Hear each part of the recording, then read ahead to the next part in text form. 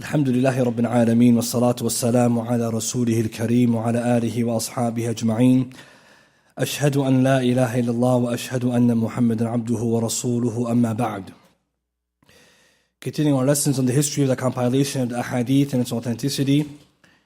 Last week we spoke about the isnad or the asanid in general, the system of chains and transmissions and how they work in general.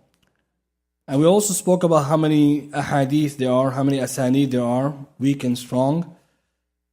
We also spoke about how the chains and transmissions, one of the most important part of Islamic knowledge, that we have isnad.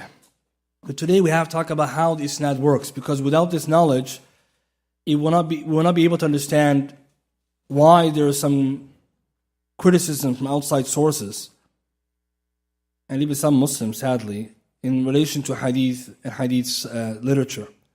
So today, inshallah, we're going to talk about how authenticity or authentication of a hadith works at a basic level, and then the methodology of hadith criticism, the manhaj of jarh wa ta'deel or the muhaddithin, and how they establish that something's authentic and something's weak. So the second part of the lesson is the most important part.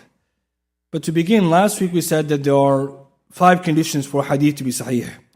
Number 1, we have to have a connected isnad, ittisalu sanad.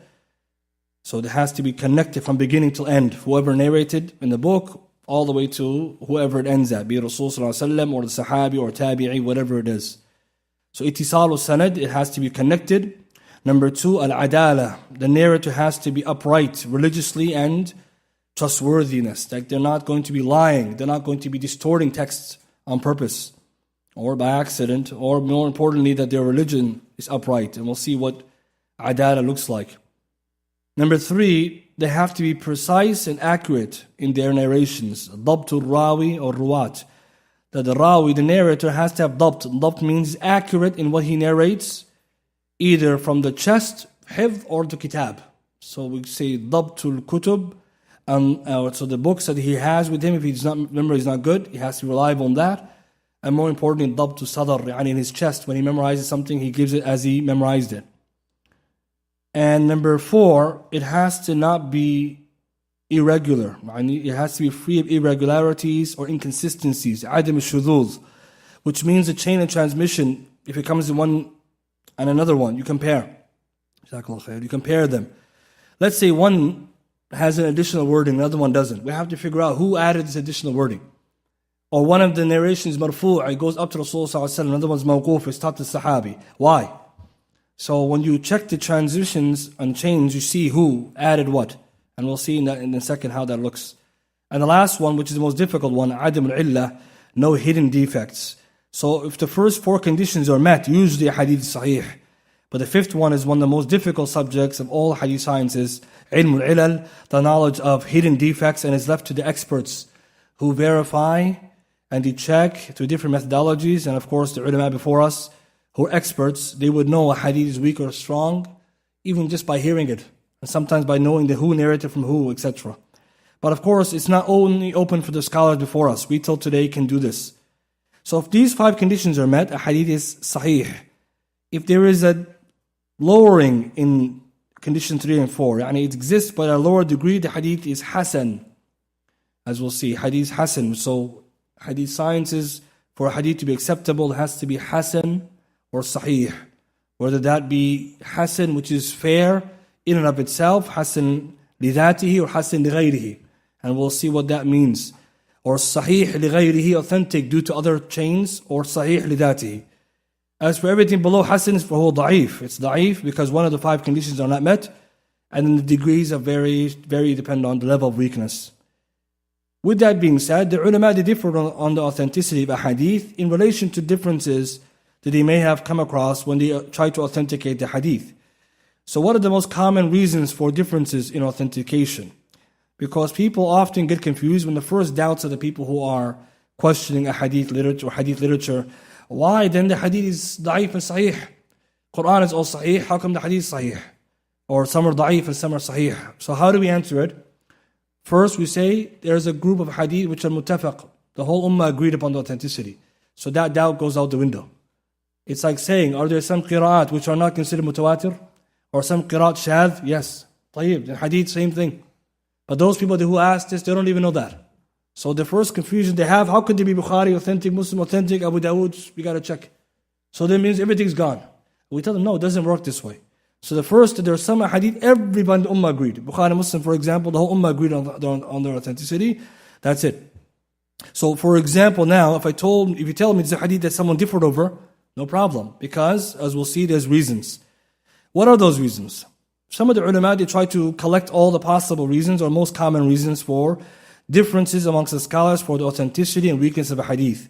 And this is the category in which there is ijtihad. There is scholarly effort being made. First reason, scholars, they differed. If the hadith has a ilal, a hidden defect, is this defect qadiha or ghayr qadiha? Means, is it a defect which removes authenticity or not? So give you an example. Imagine there's a narration. Some scholars say Rasulullah sallallahu alaihi wasallam said it. Another group of ulama say, no, the Sahabi said it. What's the debate here? Does the hadith go up to Rasulullah or not? So some of the ulama say, okay, this difference doesn't change the ruling of the hadith. Because if a hadith is mawquf, it goes to the Sahabi, it could still be hukm marfu', it can go up to Rasulullah by way of the fact that he learned from him. But some ulama say, no, if the hadith stops at the Sahabi, it's not marfu', فهو ضعيف. Because munqati' is type of decrease. So some of the scholars, they differ. Is that actually a illah which is qadiha? Does it remove the authenticity or doesn't? So some scholars, when you hear them say the hadith is mawquf, what are they really telling you? فهو ضعيف. Right? An example we covered in fiqh class. Some of the hadith of Rasul sallallahu alaihi wasallam, like you look at, they are mawquf. So some of the scholars, when they looked at this, they say, okay, since the hadith is mawquf, Sahabi said it, you can't build a hadith, a ruling on it. The other group of scholars say, yes, it is up to the Sahabi, but still you can use it as a proof. That's an example where they differed about the hidden defects. Another example, some of the scholars, they say that the hadith itself is considered irregular. Yani there's too much, there's differences in the matan, the text, or the chain of transmission. Sometimes the narrator has additional narrator, sometimes the narrator doesn't mention additional narrator. So the first reason they differed is to do with the science of hadith itself. If I find a hidden defect, should I cancel the hadith or should I keep the hadith and argue that it's still authentic? That's the first reason. Second reason, they differed in the actual principles of the hadith science. And this is when you study the ulum al-hadith, you will learn what that looks like. Example, scholars, they differed on what is the definition of shadh, hadith which is irregular or it's opposing another hadith. They differed. So they differed on the definition, hence they differ on the ruling. Go to any book of hadith and see the difference between shadh and ziyad thiqah. You're going to see a big difference amongst the scholars. So whoever interpreted this category to mean one thing, he ruled hadith a certain way. Whoever defined a different way, he ruled a different way. So me and you, we're not, let's say, in hadith sciences. I wouldn't know this. But if I see, for example, Shaykh Albani says hadith sahih, another scholar says hadith da'if, you go and you check the books, he says ziyad thiqah, he says fahuwa shadh. Now you see what's going on. They're differing on one category of hadith that ulama are allowed to be different on, in terms of defining it and applying it. So if you understand this, when you study hadith more, you better appreciate where the differences lie, but also you don't get nervous because you know these are permissible differences of opinion. They're not something the scholars are just arbitrarily ruling. And a good example would be when you go in salah, many of us we know, when you sit in tashahhud, do you point your finger or do you move it? What's the difference of opinion here? Shaykh Albani says the hadith is ziyad thiqah. Alamat Wadi'i says huwa shadh. You go and check yourself, and you see whoever weakened it, he's on the ziyad thiqah, he's on the shadh side. Whoever says authentic, he's with ziyad thiqah side. If you look at the definitions, that's where they differ. The real difference is going on in definitions. But the benefit behind all of this is that the scholars don't really differ too much on the definitions, but more of the application of the definition. And this is why whoever knows hadith sciences will appreciate that one. But if you didn't know, then at least you understand that there are some internal small differences in the subject matter itself. And the third one, which is the differences in the ruling of an actual narrator. Is the narrator reliable or is he not? That's probably one of the most common ones. Ijtihad, trying to figure out the hukum or the hal of a rawi. Is this narrator authentic or is it weak or is it not? So there are differences, there are rules to this. So three major reasons. And once you look at these three reasons, if you check the hadith, as we'll look at today an example, you can actually go and do your own homework and figure out most common discussions among scholars. It revolves around one of these three. And these three were mentioned by, again, some of the ulama like Diya Rahman A'adami. He mentioned these are some of the examples. طيب, to better appreciate how hadith is checked and then checking to figure out how they did this, because our lesson today is figuring out the practical mechanism, tasheeh and tad'if. How do you do it step by step? And number two, what's the manhaj behind this? How do we know the ulama what they're doing actually is authentic? Because in the end of this series, I want to raise some of the doubts of the Orientalists. We can't appreciate or even criticize their doubts if we don't know how we do the hadith ourselves. So for example, the Orientalists may come and say that something like the ulama don't care about checking the authenticity of a matan, a text. They only spend their time on the asanid. So anyone who studies hadith knows it's a lie. But if someone asks you, prove it. You have to say, okay, let me show you how hadith science works. So Orientalists, they claim, our ulama never checked a hadith for its authenticity by way of the matan, the text. They just look at the chain. If it's all authentic narratives, sahih. And this is a lie. They never did that, right? They used to check both. The reason why they make this claim is to make it easier to look like the ulama were just checking hadith based on isnad, therefore fabricating asanid, and then putting any text along with it. And we'll see quickly that's a lie. So let's do a practical example. Of course, it's not a hadith science class, but I think it's necessary that at least the basics we would know. And those who studied with Brother Majid Bayquniya, they actually were familiar with some of the terminology. But we'll just go step by step, even if someone didn't read any book of hadith. Let's look at a hadith in Sunan Abi Dawud. We're going to examine this hadith. So if someone you could check yourself if you want to see the hadith. The hadith is hadith number 4,888. So if you can pull that up if you want in sunnah.com or whatever. Sahih Sunan Abi Dawud or Sunan Abi Dawud, hadith 4888. So the chain of transmission, the method, we're going to look through it. So it says here, Imam Abu Dawud rahimahullah says, قال أبو داود رحمه الله حدثنا عيسى ابن محمد الرملي وابن عوف وهذا لفظه قال أخبرنا الفريابي عن سفيان عن ثور عن راشد بن سعد المعاوية رضي الله تعالى عنه قال سمعت رسول الله صلى الله عليه وسلم يقول إنك إن اتبعت عورات الناس أفسدتهم أو كدت أن تفسدهم.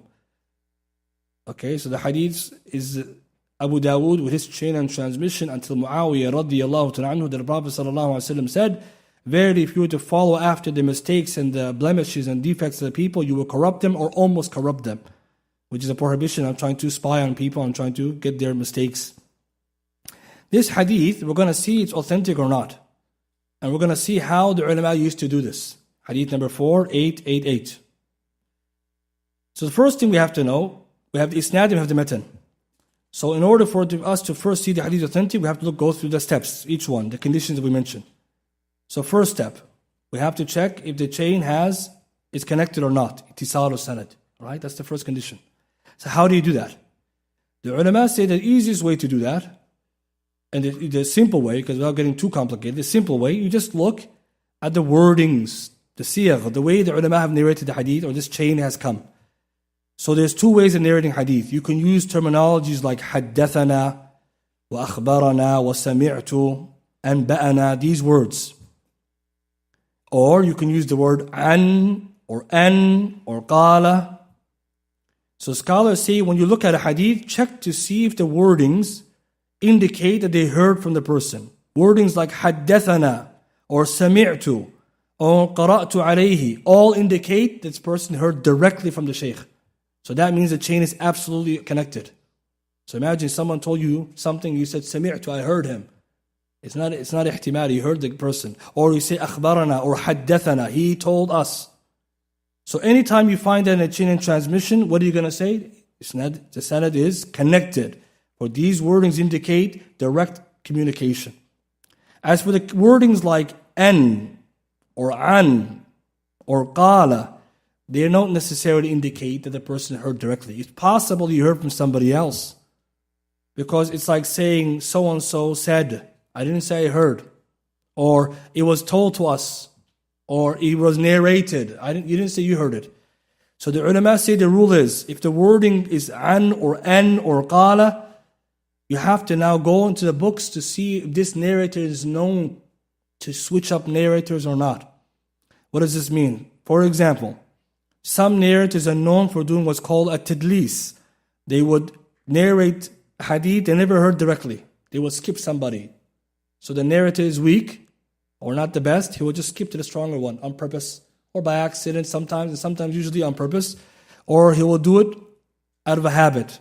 But usually people who do it often, who are known for being weak, they do it to hide the weak narrator. And some of them will do it out of habit, although they heard from another one. So scholars say if you see a wording of a hadith with the word an or qala, go to the books of the sciences of ilm al-rijal, the people and the narrators, and see if the person has been described as being a mudallis, yani someone who does this practice of hiding narrators.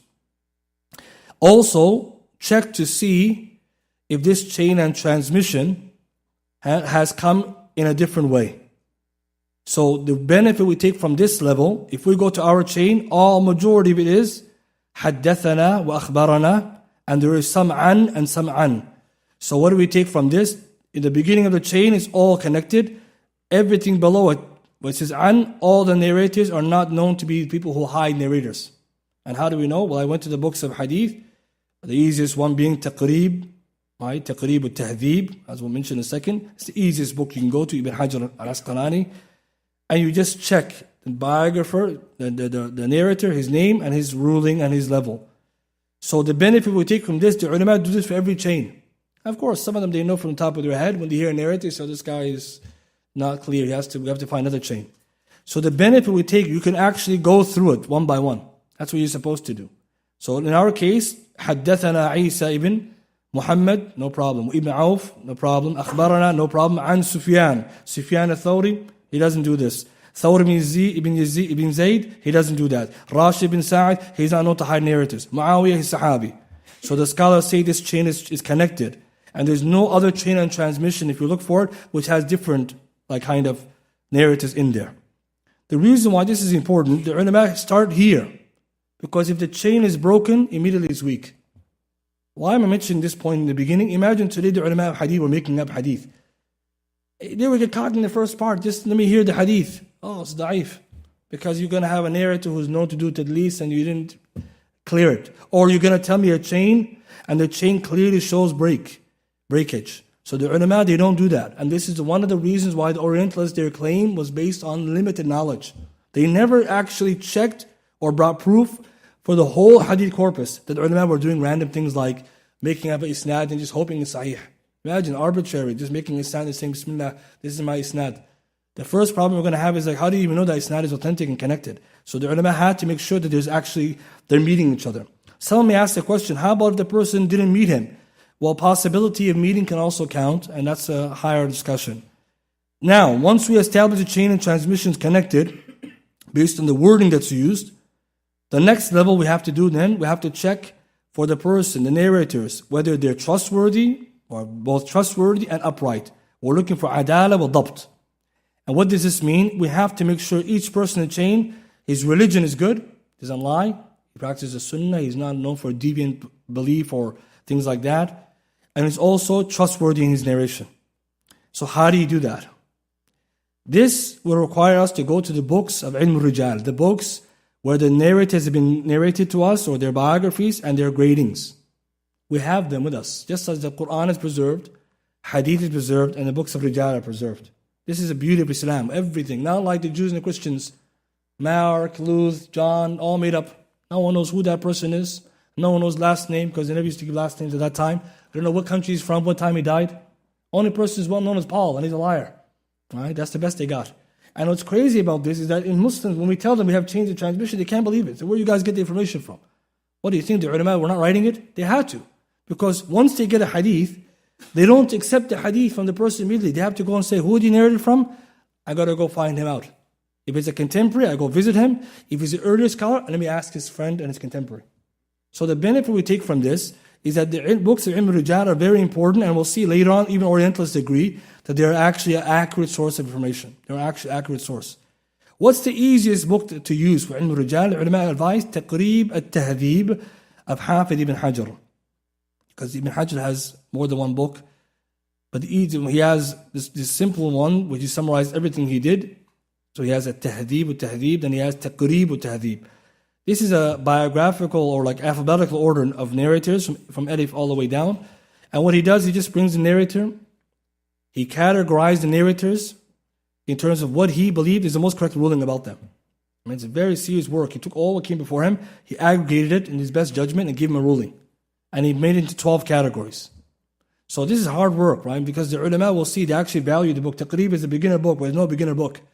Because when the ulama get stuck, they go back to Taqrib. You know, some people today say, this is the Masakeen, they go back to Taqrib. What do you mean? Shaykh al-Albani and Shaykh Muqbil go back to Taqrib too when they get stuck. As if these people who are criticizing our ulama, as if you don't know other books. But when you get stuck, Ibn Hajar is more knowledgeable than us. And I'll show you in a second why we need these kinds of books. But what did Ibn Hajar do? He took every narrator that exists, he puts in 12 categories. From Sahabi level to someone who's a liar. And he puts these levels and he puts their gradings. So it becomes almost like easy to follow. So an example would be grades 1 to 3. If a narrative is in group 1 to 3, the hadith is sahih. Narrative becomes, it's very important information. 1 to 3, if you find a rawi level 1 to 3, the hadith becomes sahih or sahih li ghayri, depending on if you have other chains, but sahih at least. So levels 1 to 3, the narrator can qualify as sahih. Level 4, hasan li dhatihi. Level 5 to 6, hasan li ghayrihi, if they're supporting chains. 5 to 6. If a narrator is found in group 5 and 6, we're going to use him to make a hadith hasan li ghayri. If we have another hadith with someone like him there, in the same level. Groups 6 to 12 are weak. Narrators found in groups 6 to 12 are weak narrators of varying levels. So the last level is somebody who's just like a fabricator, just makes up things. But then Ibn Hajar also says, whoever is in groups 6 to 8, you can also use him as a narrator to help establish the authentic hadith if there's multiple chains of the same level. So essentially, when you want to authenticate hadith, we need levels 1 to 3 and 4. These are the best. If it goes below that, then there's now efforts being made to judge. So the cool thing about this book is that if someone opens it, knows the level, trusts Ibn Hajar's grading, he just follows it and he'll get the hadith ruling.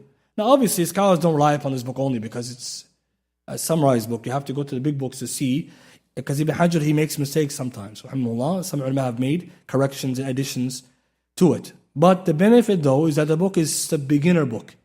So now we're going to use this book to see if we can do the same thing. Some of the scholars have also categorized narrators in their own way as well, using similar categorizations. So what's cool about this, you can go and see Shaykh Albani rahimahullah, Shaykh Muqbil, others, Shaykh Abbad, Shaykh Ethiopi, you can see how did they check hadith based on these kinds of informations. So let's say, for example, Imam al-Wadi'i and Shaykh Albani differ on the hadith. They may be differing on the narrator, on the illah of the hadith. So now you can see that student and teacher, they don't go against each other except for some reason. But the scholars also say that if somebody differed with you on authenticity of hadith, as long as he's within the bounds of these science, he's allowed to. Let's look at now our text. If we go back to Taqrib, we see every narrator in this chain is thiqa or higher. They're all category 1. Right, 1, 2, or 3. Most of them are 1 and some are 2. There's nobody in category 4. So immediately the hadith will become, the narrators will be, right? They have adala, adil, he's dabit, he has dabit, he's someone who's firm and his memory. So we're going to say the hadith is already sahih so far. And someone will say, how do we know? Okay, Sufyan al-Thawri, what are you going to say besides that? We can't say anything else. Al-Firyabi, his biggest student. Right? So each one we have to do it. But obviously some of the names are well known to us. But if a hadith has lower grading, obviously you have to do more checking. So alhamdulillah, we passed that. And if we want to know how they get to that level, I'm going to talk about that later. Now that we know that narrators are reliable and are trustworthy, we have to do step number 3. Right? Or 4, if you want to be honest, step number 4. Because 2 and 3 are put together. So scholars, when they give you a narrator and they tell you his ruling, they give you adala wa dabt at the same time. So for example, if they say so-and-so is thiqa. Thiqa means upright in religion, good memorizer at the same time. Right, that's what it really is written. Or for someone who's thiqa hafidh, means like khalas, he's up there. Or sahabi, or something like this. So now, the second thing we have to do, the 4th step, we have to check if there's any irregularities in the hadith. Any shudud means we need to gather all the chains of transmission available for this hadith, Hadith Abu Dawud 4888, and see if any other chains of transmission have come and there's discrepancies between them. So how do you do that? You collect all the asanid, you analyze them. Some scholars, they make charts, and you see each narrator and each chain. So in our hadith, it's reported in Abu Dawood, wa Ibn Hibban, wal Bayhaqi fi Kubra, all of them same chain transmission. كلهم عن طريق محمد يوسف الفريابي, all of them same chain. And Sufyan and Thawr and Rashid bin Sa'id Muawiyah, same chain. So the benefit we take, every narrator, every book has the same chain. The reason why it's important is because if there was difference in the chain, we have to check. Okay, so let's say there's a difference between this. Abu Dawood's chain has Muhammad bin Yusuf Riyabi. Let's say another book has a different name. We're going to check their matan and their texts. If Abu Dawood's is different than Bayhaqi's, we're going to figure out who's right here. You see, this we're going to focus on today a lot, because the ulama, they do this. They can't just take a hadith by itself. So the fourth step is the one of the most complicated ones, because without it, you can never say hadith sahih. All you could say is isnadu sahih. So now you understand when the ulama say isnadu sahih, doesn't mean hadith sahih. Why? Because isnadu sahih is steps 1 to 3. I need 4 and 5. You're not done yet. So some ulama, when they do tahqiq, they say isnadu sahih. That doesn't mean sahih hadith yet. If it's an athar, it's easier. If it's athar and narrations are easier, because narrations don't have a lot of asanid. So if it's athar and sahih, isnad is okay. But a hadith, if it says isnadu sahih, I'm not done yet. I have to go get the rest. So that's why this famous golden principle of Jam' turuq, gathering all the narrators. Today we can use computers to do it. Well, it's obviously a little bit lazy, but it helps, right? But the ulama, some of them, they don't like it. They say it's not good. You have to go to the books and get each one. And this is what Shaykh Al-Albani rahimahullah used to do amongst other scholars, gathering all the asanid. And what is he doing? He's cross-referencing, he's checking, he's strengthening some hadith, bringing some hadith down, some he's declaring defective. The more chains you have, the better. Why? Because the more you can see. And what's interesting, as we'll see later, some scholars, they did this for every single hadith and narrator. Can you imagine that? Imagine a scholar, every hadith he does this. He checks it, he cross-references another narrator. He cross-references this matan against that matan. So Imam ad-Daraqutni, for example, when he says something's ma'lul, he knows what he's talking about. Every single hadith he did that. So that's what some ulama said, like his book is the best book when it comes to hidden defects. But why is he? Because he does this.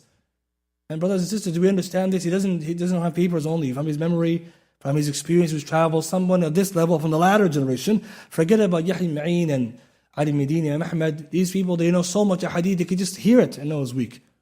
Just like when we have fake money, just touch it. It's not good.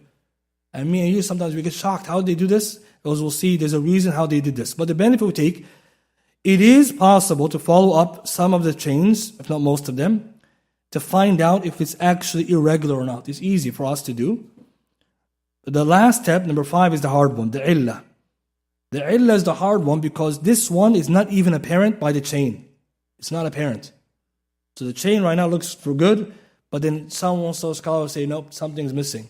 And we'll say, where? I can't see it. He would know because he knows who met who. He asked the teacher of that person and he said he never heard the hadith. Or he literally went through all the asanid and through a hard inference, he said, nope, this hadith never came. And why is this interesting to us? Because if the ulama hadith were this focused on the hadith, it's very hard for people to come afterwards and reject their criticism. But there is rules as to when you accept and don't accept. So how would we do it? What we do is we look to the books of ilal, the books of hidden defects, to see if anyone from the earlier scholars have said anything about this hadith.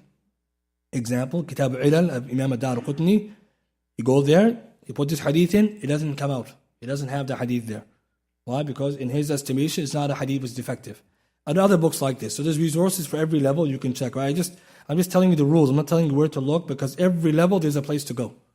But the bottom line is, when we go in to check, this hadith does not come out.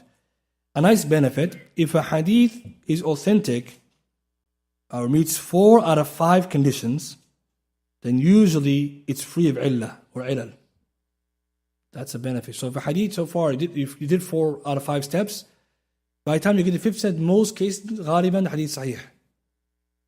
So the hadith which are defective are less than those which are authentic. And some people will say, but what about the scholars who don't agree with some of the latter scholars doing the hard work of checking and differing? Scholars say if a scholar before us declared a hadith da'if or defective, it doesn't mean the hadith cannot be strengthened by another scholar through the science of hadith. The reason why this is important is because some people think that if the earlier scholars said the hadith is defective, game over, close the books, you can't say anything. But last week I told you, 16,000 hadith. Some of the hadith Shaykh Al-Albani authenticated, someone earlier said it's weak. So how do we answer this? Shaykh Al-Albani, what did he do? He brings another earlier scholar who says sahih. Or he's going to use the same science as the scholar used to say it's weak to prove it's not. But let's say a scholar before us said a hadith is weak and I can't prove it's not. What should we do? You have to take the earlier scholar's ruling because they know better. And we'll see later that this is one of the biggest differences between some of the scholars. Some of the scholars are more strict in how they accept and reject a defective hadith. In any case, when I apply all of this to our hadith, what do we get? Our hadith sahih. And who authenticated? Shaykh Al-Albani says sahih in Sahih Sunan Abi Dawud. And Shaykh Muqbil in Sahih Muslim bima laysa fi Sahihain, hadith 1106, he says it's also sahih. So those two imams agreed sahih. Based on our checking very quickly, it's also sahih al-zahir. That's it. So the reason why this is important, that's the job of talib ilm to do, to follow up those ahadith himself. But the benefit we take is that we can do it too, if you study it. Now with all this being said, someone may say, this is beautiful, brother, but I have a bigger question. How do we know the ulama before us actually knew what they did was correct? How did we even know that their grading of a narrative is acceptable? Now we have to go under the roof, right? We got to open the roof and the hood, and see what the ulama are doing. How did they know this person's thiqah? What did they do? This, brothers and sisters, is more important for us because we're not in a hadith science class. We're in a hadith literature class or a history class. Somebody wants to know, or Orientalists or atheists will ask you, how do you know? Imam Bukhari, or for example, how do Imam Bukhari know? Rahimahullah, so-and-so narrative is authentic, he never met him. This is a good question. This is the doubt you hear, right? Imam Bukhari came, 256 Hijri, and he's writing the hadith sahih. It doesn't make sense. As if Imam Bukhari sat down under the lights of Medina and just wrote the hadith. What did he do? I want to know. That's what we want to know. That's what we have to look at today in terms of the manhaj, the methodology of hadith criticism. So before going there, majority of the ahadith, if they become da'if, it's either due to the adala, issues in third condition, or issues in the fourth condition. So something wrong with the adala, the person's uprightness himself, or his dabt, his reliability. And each of the problems you may find in a narrative results in different type of weakness. Give you an example. If somebody's reliability goes downhill, he becomes a liar. A liar weakens the hadith, right? It will also impact the matan, the actual context of the context or the content of the hadith. If a narrator is upright, religious, but he makes too much mistakes, he has a lot of awham, he's always mixing up things. The hadith can be strengthened with other support, but what will happen to the hadith? How would you know this? You will see additional wordings from that narrator only. So sometimes we have one narrator giving extra wordings no one else gives. What does it tell us about that narrator? He's a good man, he's honest maybe, he's religious, but his hifd is not the best. But when you have a narrator who has a problem with adala, the chain is wrong and the matan is probably wrong. Both are out the window. So your aql can help you here. Someone tells you hadith about something outrageous, goes against the 5 pillars of Islam. We don't need the hadith. It's da'if. You can just check immediately and say, what is this? Who? And you go in the narration, you find a liar. Or a person who's an extreme deviant, or someone who's actually rafili, not just tashayyur, a serious Shi'i who just narrates lies. The benefit behind all of this, the ulama, they actually keep count at this point in order to figure out who caused the difference in a wording of a hadith or its chain and how. Which leads now to the hadith criticism. Brothers and sisters, majority of the ulama, when they talk about hadith criticism, they say that the ulama, they had a manhaj, a methodology, and this methodology is predicated on 2 major principles. Number 1, as we'll see, is a tansis. Tansis means somebody before us told us something. Tansis means a textual evidence. Someone told me, I'm an early reliable scholar, that so-and-so narrator is not reliable. This is called textual reporting. So nas, you get a nas. Tansis is someone came and said, for example, I asked my teacher, and he told me that person, he never heard that hadith. He's a liar. That's actual reliable information. Like someone today tells you there's a traffic jam in the 401, that's reliable. Inshallah, he's not a liar. You take it. So that means you take it, right? You're not going to say, no, I have to check myself. But some, we'll see, you can take those reports. But that's not the majority of hadith science. Hadith science, the majority is based on the practice called as-sabr with sin. As-sabr, it translates to examination, cross-referencing, and comparison of one hadith to another. As-sabr wa taqseem, they call it, or ikhtibar, another word you can call it. Ikhtibar, which is examination. As-sabr with the sin, this practice is a practice where a scholar will take anything he hears, and he goes and he does the cross-referencing.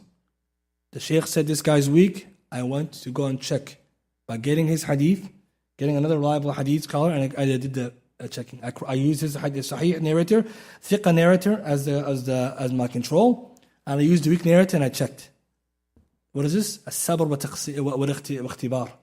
Another way of doing it, like I said, is I asked my teacher, he said this person is a liar, he never heard that hadith, okay? That person out. But as you'll notice quickly, majority of the hadith sciences could not be only relied upon previous scholars' reports. You need to do, and they did do, the hard work of checking. And the reason why I want to talk about this is that it will also dispel the doubt of the Orientalists who said, ulama were doing what? Just taking previous knowledge blindly. For example, Bukhari heard from his teacher, this person is a liar, he wrote down in Tarikh Kabir, that's it. No, they didn't do that like that. He wrote it down and he went and checked.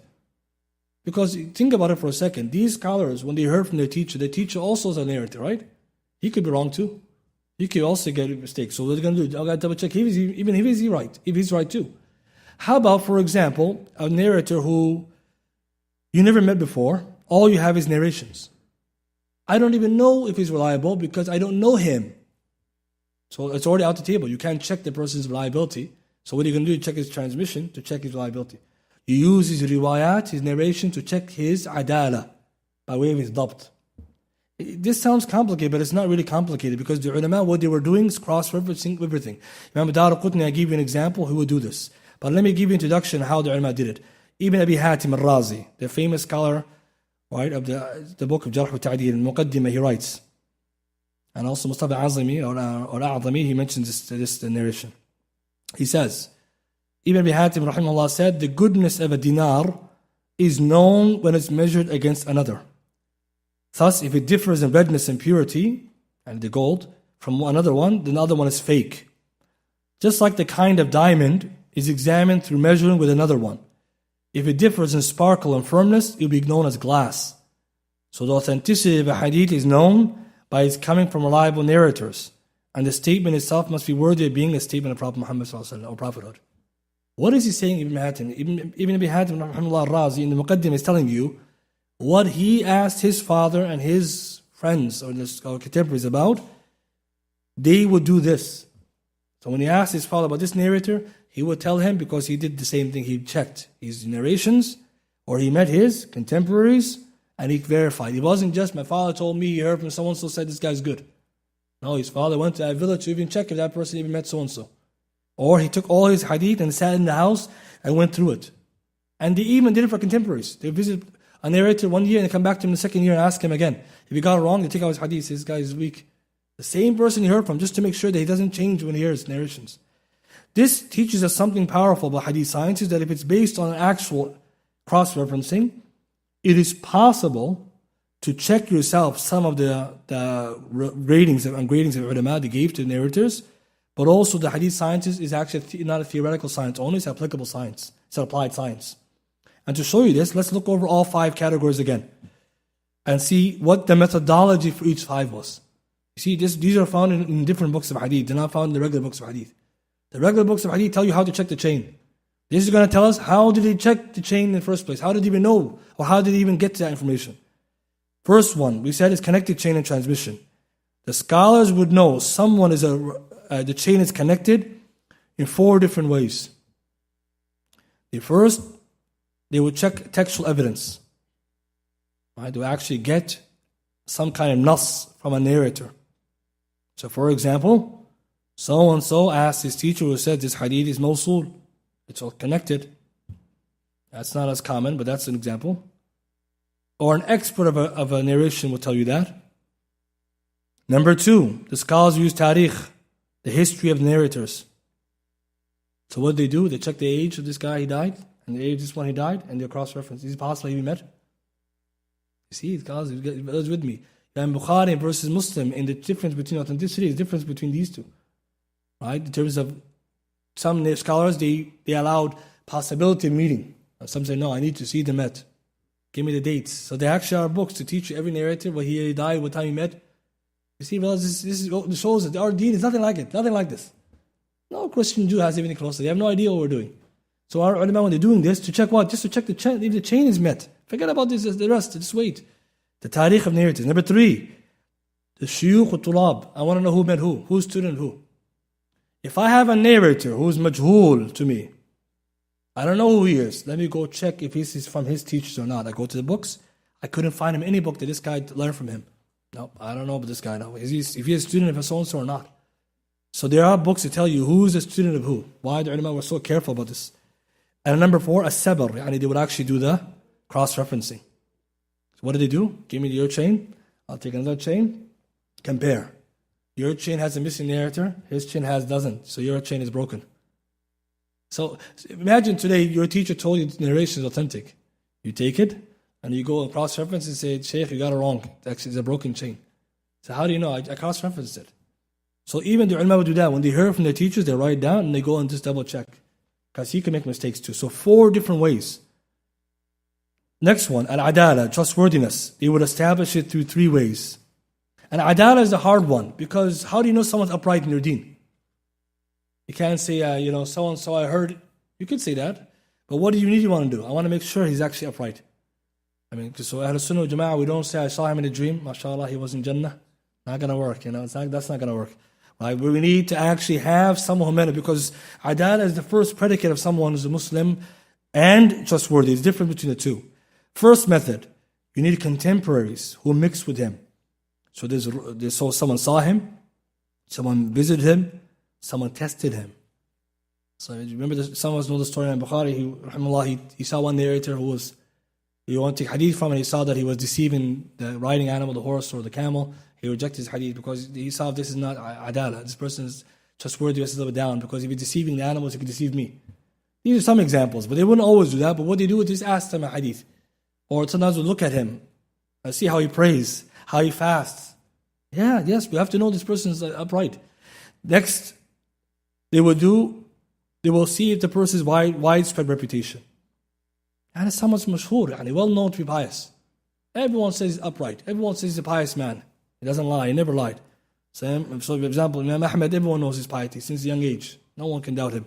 So if tomorrow someone says Imam Ahmed said something, like 100% lie. Why? Because the whole ummah agrees he's trustworthy, and there's some guy who's probably a hater, right, who said something wrong, right? And you notice this, right? Another example, what happened in Bukhari, right? Someone tried to doubt his authenticity, we didn't take it. And number 3, a tansis, someone gave us a nas. And that's the one where you didn't meet him, but your teacher met him, and he says he's good. Adala is the hard one. Why? Because that one, you can't really use a sabr. You can't use cross-referencing. Why? Because I can't cross-reference someone who met him and said he lied, and another guy said he didn't lie. He didn't lie or lied. So why is it important? Majority adala is established through contemporaries meeting. Hence why the ulama used to do a lot of rihla. Go up, let's go visit the person. Why? What are they doing? You always wonder, what are they doing? First thing, let's see from far away, how does he pray the sunnah? Where does he put his hands? Where does he sit down? Yeah, we have to check. This guy is going to hear the hadith of Rasulullah. Next, we go and check the hadith. So this is how they used to do it. Okay, third one. I want to look for the Dabtul Rawi, the accuracy of a narrator. How do we know? This is primarily done through a sabr, a cross-examination. So somebody's upright, but his narration could be up and down. Some days he forgets, he makes mistakes. What do? This one, I got to take his narration, bring all the chains of transmission, as-sabr. As-sabr here is very important. And the benefit we take from this, majority of the person, or rawi, is a ruwat. They were verified by way of sabr, not tansis. Sabr, majority, they would check. This is very important because some of the people think, and the Orientals the first, and then the people came after, that the ulama were just following tansis. Someone told me so-and-so. No. We checked his narration and I found him to be weak. I went through the hadith and I know all the asanid he has. And I know every one he narrated and one he didn't. That this teaches us that the scholars were very rigorous. علامة معلمي in كتاب التنكيل, volume 1, page 66, he says majority of hadith was done like this. In fact, most narratives were graded like this. Brothers, this is sharaf our deen. Every narrator, we go through his chains. If there's let's say I told you one chain has 124 narrations. So many chains. You went through all of it to see. So when someone comes to you and says da'if, he's out of his mind. What do you know? You're maskeen. You don't even know where you are. And that's the problem though. Some people today, when they talk about deen, they don't even know what they don't know. You ask him, how does it work? He doesn't know.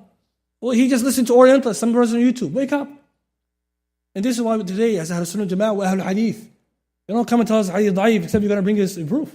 That's how it should be, brothers. Ahlul Sunnah wal Jama'ah wa Ahlul Hadith. Someone tells you sanad, we're going to check it ourselves. We don't need some hoo-ha, unknown, jahil person, Orientalist today, is going to come and tell us. And that's what we see the ulama, when they came to this topic, no one can talk about Rasulullah except the people who are dealing with him the whole life. Especially when we hear Ahl Bid'ah, especially, brothers. If someone says something about Shaykh al-Albani, rahimahullah, you don't allow that to pass. No one can talk about Shaykh al-Albani, rahimahullah, like that. He's a Mujaddid al-Asr, and like it or don't like it. Enemies even admitted it. And because this discussion happened in the library, me and you're not there, where the enemies are looking helpless when Shaykh is confronting them. So when someone comes to this and say, Shaykh al-Albani was doing this and that, no, say, come here. What was he doing? Ask him, what was he doing? He look at you like he doesn't know nothing because he's reading those websites. That's how we should be, brothers. Because today, a lot of people out there, wallahi, they don't even know anything about hadith. So when we know this a little bit, we can say, wait a minute, if a hadith narrative is weak, I know why he's weak. Because I can go and check his narrations compared to others and figure out there's a discrepancy. I'm not going to just sit there and say, I don't know what Shaykh al-Albani was doing. And it's not good. I'm not expecting everyone to know, but the tulab al-ilm should know. The last two, Adam al-Shudud, is majority done through as-sabr. You have to cross-reference. You can't tell me hadith irregular, shadh, except you bring every chain. If you're missing a chain, it could be at your detriment. Because you're missing the chain, one chain could have proved something. You didn't have it. You have to do your due diligence. That's why Shaykh al-Albani is such a powerful scholar, because read the Silsila Hadith Sahihah. Go on Shamila and tell me how many extra hadith you can put in the book he missed. Brothers, Shaykh al-Albani, he didn't have a computer.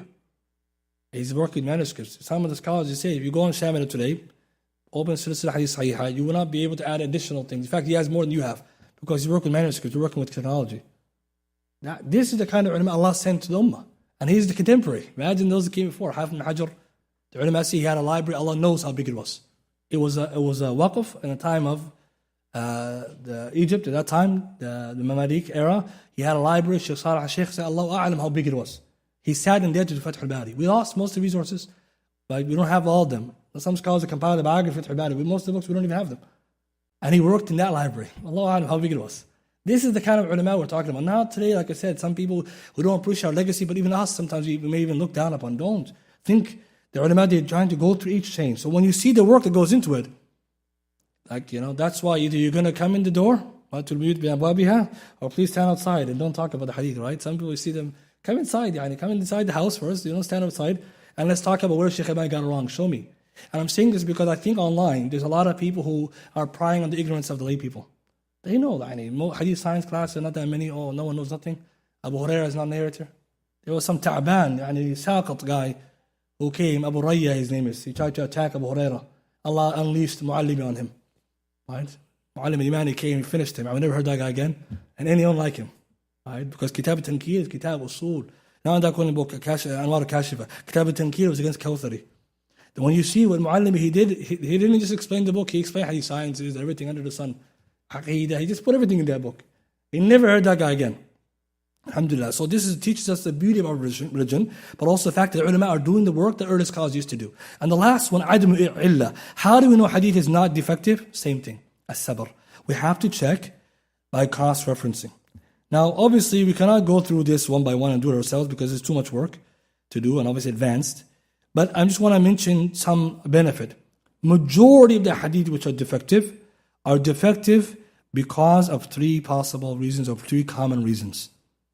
Three common reasons the hadith is declared ma'lul, defective. So in our time, Shaykh Muqbil and Shaykh Albani, others were experts in this field. One reason hadith is defective is because the chain of transmission is an inqita', a disconnect, or adam as-sama'a, somebody didn't hear from somebody. Can't see it. You got to dig deeper. It looks like they met, but you keep going, it's not. That's the first common one. So it looks like it's up to Rasulullah, but there's a cut. Who will tell us? The experts. The second reason that there is some kind of mukhalafa, a narrator is opposing another narrator. So the hadith becomes either munkar or shadh or ziyad al-thiqa. Some things happen. One narrator opposes somebody else, but it's not clear to us. Only experts would know. And the last one, at-tafarrud.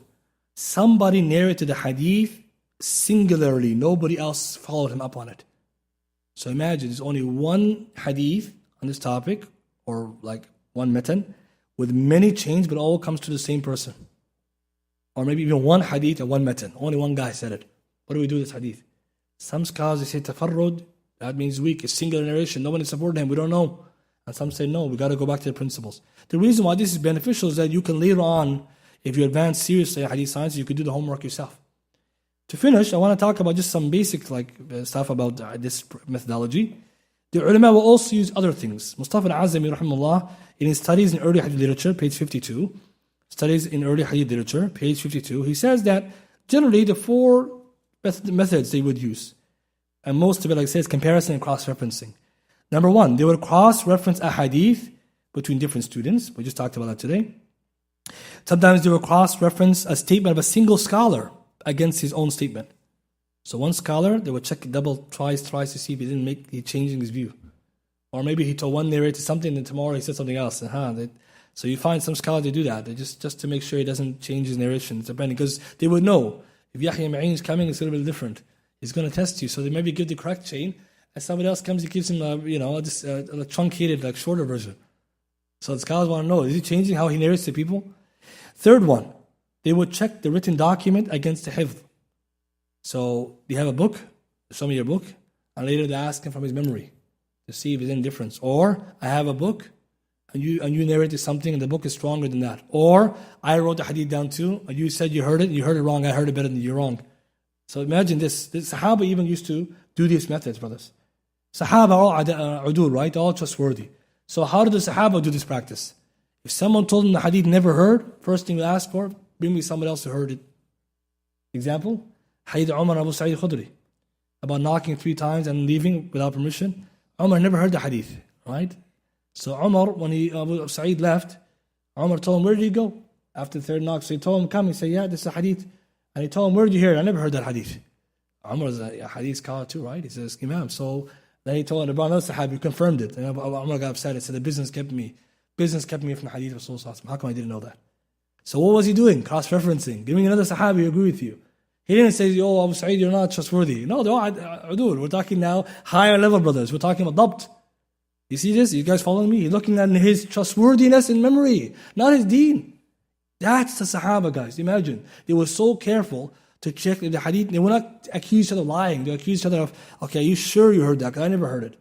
And if you can prove it, for example, Abu Hurairah, they knew in the beginning, they didn't know how many hadith Abu Hurairah knows. But later, of course, if there's something you want to know, ask Abu Hurairah, he knows. Right? Because some ulama knew, defer to Abu Hurairah, he knows what we don't know.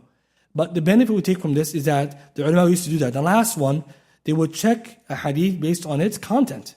Its actual content. I want to finish with this one. Means you read the hadith, does it make sense or it doesn't make sense? Hadith actually, does it sound like hadith or not? Like the actual wording, the matan. And this again shows that the scholars were not just blindly following. So they did checking based on the aql. And how would they do that? When they hear the hadith, first they hear the chain, then they listen to the matan. If the matan doesn't sound like a hadith of Rasulullah, that's not a hadith. Right? They'll say, no, this is not a hadith. And now, can you use the rational approach?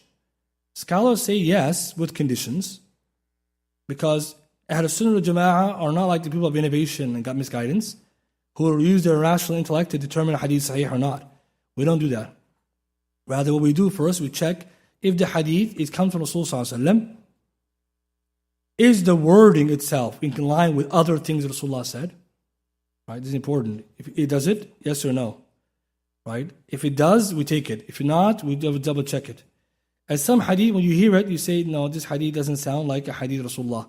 An example would be, scholars say, like some hadith which have strange wordings about excessive rewards. Like they are beyond any hadith that we ever heard before. Or a hadith that talks about virtue of something that doesn't, and nowhere else in the Sharia came. Or a hadith, if we hear it, it's totally against the basics of the deen. It's telling us something like khamr is halal. And we don't need to check the chain. This is 100 fabrication. Goes against the Quran. Or for example, the narration just sounds the wordings off. Okay, the scholars also pay attention to that wording. That's what Shaykh al-Islam ibn Taymiyyah in Kitab Minhaj al-Sunnah, he focused on the hadith of Shia and Ahl Sunnah. He says Shia, you can tell the hadith da'if by the wordings. And he brings you a criteria based on the aql.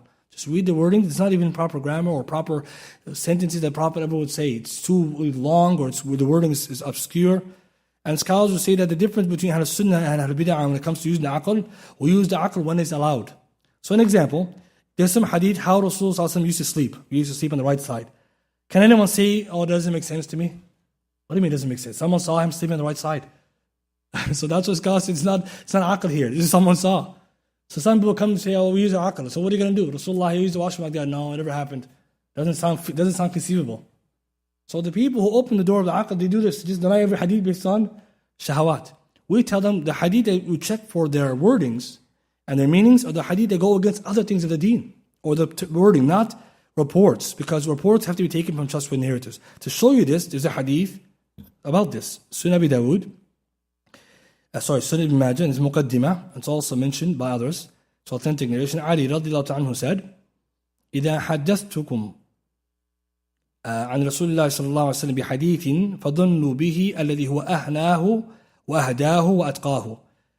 That if you hear a hadith from the Rasul صلى الله عليه وسلم, or I narrate to you a hadith from him, think about it in the best way, the most guided way, in the most pious way. This is when the hadith wording, you find it confusing. Or you find that the wording is maybe not befitting. You have to make sure that first we're on su'ah done. Make sure you understood the hadith correctly. Majority of the hadith which are criticized, they're in this category. Somebody didn't understand the hadith correctly, they criticized it because he's ignorant. He didn't even know what the hadith was saying. And there's a nice book on this. One shaykh, he gathered all those erroneously interpreted hadith and said, look, the person understood it wrong and then attacked Rasulullah. He should have attacked himself. What is he listening to? And this is important. That's the first step. Another hadith, similar to it, says Rasulullah said this. So some of the scholars, they bring this narration to show, if you hear a hadith, for example, there's another hadith of Abu Hurairah where it says, Nabi sallallahu alaihi wasallam said, if you hear a hadith from me and it's similar wording, then just know, right, if it's interpreted the best way, or if it doesn't sound like that, then it's a hadith I didn't say, to those effects. And the scholars say the reason why Rasulullah said this, because he knew the latter ummah would have fabrications and stuff. So the reason I'm mentioning is that we as Muslims can actually check the wording of a hadith to the aql and other means, but that's not the primary checking of hadith. So at the end of this lesson, we see that the methodology of hadith, in summary, we have the criteria that we use, and then we have the manhaj, the methodology of jarh wa ta'deel, to figure out if a chain is muttasil, if it's authentically connected, or the scholar narrative is reliable, or if the memory of narrative is good, or there's no irregularities, etc., or defects. And each of these methodologies can be applied. Of course, this is the work of the ulama. Us, we're just getting a bare-bones understanding of it. The benefit behind all of this lesson, although maybe it's technical for some people, is that later when we talk about the criticism against the hadith literature, you have to actually know a little bit of this. And this is one of the things that we have to be careful. As Muslims, not all of us have to know these things, but we have to know that those who have doubts of the hadith, this is where they're getting it from. They think, for example, the Orientals made a big claim, so we have to figure out, how do we know our ulama are right? Now we have in-group bias, right? We're Muslims. You have to say, of course, ulama are right. They're Muslim, and that's it. They're ulama, and this guy's a kafir liar. Right? That's the easy logic, right? It probably works for most people, right? He's a kafir, who cares? Right? But that's not going to work, right? Because the person is going to bring you a book and say, look, there's a kitab, there's a mistake, and you can look at him like, what can I do? And what happens also is that they don't talk to people who are learning these things. Like, for example, now if we're studying this, they're not going to come talk to you.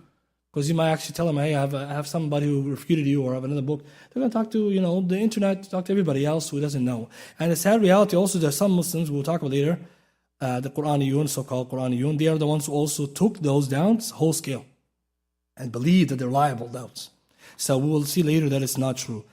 Last point is that at the end of the day, the beauty of hadith sciences comes down to not only its methodology and its preservation, and also its recording methods, it also the fact that all of this can be in front of us today. So if someone said, all of this you talked about today, I don't agree with it. Who has the onus or the proof of the burden of proof? The person who denies it. Because the ummah accepted it, And he needs to show where we got it wrong. And I'll show at the end of the series that some of the Orientalists who are not biased that much, right? Again, they have bias, but not that much.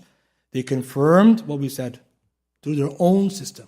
This Orientalist is considered Shaykh al-Hadith عندهم. He's the biggest Shaykh of there. So they can't tell us he's nobody. He's a big guy. He's your Ibn Hajar. He agreed that Hadith science is accurate. It has to be taken face value.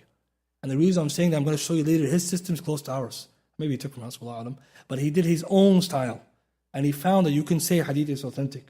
He didn't believe all the Hadith. I'm not going to go and lie and say he believed Hadith 100%. But he did agree that Hadith can be verified. And he used the Musannaf Abdul Razak as a proof to find it. This methodology works. And today is considered the most reliable Western methodology of Hadith. So I'll show that later. Just in case, again, there's somebody who says what was I supposed to present today? Or I'm supposed to say what I'm supposed to say.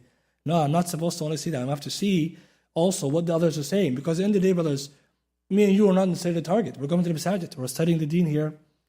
Our family members, relatives, they listen to some low life, right? And nobody or influencer who's saying crazy stuff. And when you hear him, what are you going to answer him? And I told the qissa before, we don't want to end up like that. Like Imam al-Qayyim al-Muqaddimah of Kitab Hidayat Khiyara, the book about the Jews and Christians. He mentioned the story that one day a dhimmi, a Jew or Christian, asked a Muslim a question about deen. And he had no answer, so he gave him Jawab al-Kafi. Just knocked him out, right? And Allah, that's what happened. So he knocked him out because he had no answer. So Imam al-Qayyim, when he heard that, he was so shocked. He couldn't believe it. A'udhu billah, a Jew or Christian, a dhimmi too. And this is how you treat him. It's how ignorant the person Muslim was. So Ibn al-Qayyim wrote this kitab to convince him to also to bring things down, right? And so this is what's going to happen today, right? Someone talks about Hurairah. Most of us, if you don't have the hadith, where are you going to take him, right? You're going to take him somewhere else. And most of the young people also know that the people talking about hadith sciences, they may also be citing the same sources. So if you know where they're looking, later I'll show you where to look. So if he says looking there, you can look here, inshallah. So some of the books we already see, may Allah make it easy for us. Anyone have any quick questions, inshallah, we'll take. Otherwise, I think we're taking a long time, inshallah. Yes? Yes.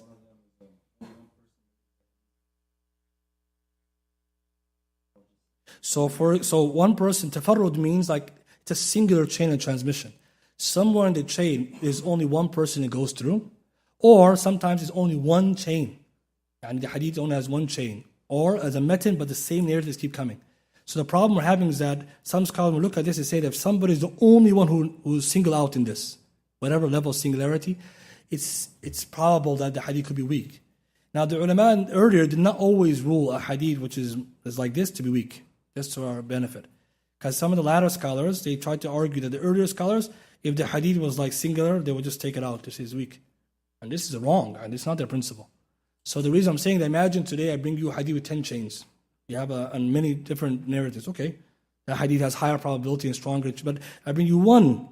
Some may say, okay, this is authentic, it's reliable, but how do I know he didn't make a mistake? So you see how ulama were worried. They're saying that this narrative is trustworthy and reliable, but he's the only one who said it. So we're going to argue that the benefit of doubt should be given to trustworthy narratives, because sometimes one narrative is worth 1,000. Right? So, and we'll see later that this is not very common too. These are very rare to find hadiths like that. But yeah, that's what is meant by it. So either the whole chain or parts of the chain. Usually it's one narrator who's the bulk of it's coming through him. Allahu A'lam. Yes, brother. Yeah, well, ahad hadith just means it's not mutawatir. Mutawatir means that every level of the chain there's a large group of narrators. Ahad means that it's less than a large group every narrator, every section. So it could be the beginning there's lots, then it becomes singular. Or less like that. But I'm talking, ifrad means this narrative is the only one who narrates hadith. Any chain you find, he's there. So what most people will say is that, well, if he's the only one there, I don't know if he's right or right. But see, the ulama were scared of lying on Rasulullah. See, this is why they were doing this. So they took the extra caution. I'm not saying that many hadith are like that, or hadith like that cannot be declared authentic, but I'm just saying that was a common concern. But we're going to learn, maybe another time when we study hadith more, that doesn't mean hadith is weak. It doesn't mean that.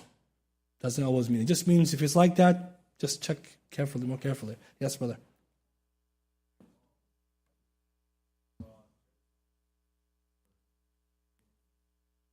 Some people criticize Shaykh Albani for authenticating hadith because they didn't know what he was doing, or they misunderstood a narration, a statement of Ibn Salah, Shafi'i, in the beginning of his book, or in his book, Al-Muqaddimah, in Ulum al-Hadith, that he said you can't check, that contemporaries cannot check a hadith. That the contemporaries at his time Tasheeh and Tad'eef is finished. It's left for those earlier. And Ibn Salah never meant that. And the reason why someone took that, they said Ibn Salah was saying that the era of Tasheeh and Tad'eef is finished with ilm al-riwayah. It's finished. So whoever said before us is authentic, we take it. That's it. There's no job for the ladders. But the scholars say, no, that's not what he meant. Number one. And number two, who else authenticated hadith? Is Shaykh Albani the first? It's definitely not the last. Ibn Hajar proceeded. So you never hear someone talking about Ibn Hajar. Ibn Hajar and Fath al-Bari all over the place. Hadith Hasan, Hadith Da'if. But Shaykh Albani becomes so popular in authenticating, they got angry. It's Ahl Bid'ah. Today, Ahl Bid'ah have no choice. They have to say Sahih al-Albani. What do they have? They have nothing else. They have no choice. But the reason why they're really doing it, because they don't like Shaykh Albani, rahimahullah, because he was Salafi. That's what it is. And we have to know what Shaykh Albani did. It's not just the hadith he authenticated, the aqeedah.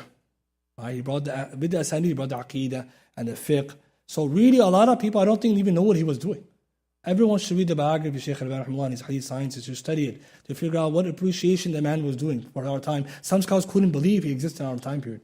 Because what he was trying to do, how he did it, he even surpassed Ibn Hajar, rahimahullah, in terms of how he authenticated hadith, the level of authentication, like the rigor that he went through. But I believe most people, when they tell you this, they heard from certain books, like a book called Al-Albani and His Friends. Right? Look at the title of the book, A'udhu Billah, Al-Albani and His Friends. Right? Yeah, so this is not a book we should be reading. If someone reading that book, throw it out. Right? You know who wrote that, right? These are the Naqshbandis. Right? But we ask them, we tell them, can you show us a hadith sahih? And here's the irony, brothers and sisters. They say Shaykh Albani, we can hadith Bukhari Muslim. Their own shaykh, we can hadith Bukhari Muslim. Hadith al-Jariyah, Allah subhanahu being above the heavens, they say hadith da'if. Ahmed al-Ghumari says hadith da'if. La hawla quwwata billah. No one in the ummah said da'if for him. No one in the whole ummah agreed hadith da'if. He came and said da'if. With which chain? He's a hadith scholar. He just doesn't go with our aqidah. And then they couldn't turn around and say. So this is very interesting to know that. Because us, the problem I think is happening is that Shaykh Albani became it easy for people to say that. But alhamdulillah, a lot of people are coming defending him, but there's still a lot of work that needs to be done explaining it. I don't want to mention more detail because it's just we know better, alhamdulillah. But may Allah make it easy for people to understand his position, not only him but all the ulama in our time. You had a question, brother? Yes. In our time, the ulama ilal, there are ulama, many of them, but scholars, they see like in this question, obviously left to the Ahlul Ilm. Like I cannot tell you a list. Shaykh Albani, Shaykh Muqbil are famous amongst them. And scholars, they also mention others, right? But the scholars, they say that you have to be mindful that in our time there are some people who their methodology of hadith checking is wrong. And so because of this, they're becoming popular as hadith checkers, but their checking is not correct. So scholars that we know who are experts in hadith, many of them are experts. Shaykh Muqbil, Shaykh Albani, for example, and others, Shaykh Al-Bad, Sheikh Ethiopia, others who are known hadith, but there's so many others. But there's some group of people today who their methodology is not correct. And they focus a lot on the ilal and they do it wrong. And obviously it's a different topic, but I'm not the person to tell you the names. I'm not a hadith myself or muhaddith, so I can't tell you, right? But those big names we know, but the ulama they do know, there are people. Yes, last one, inshallah.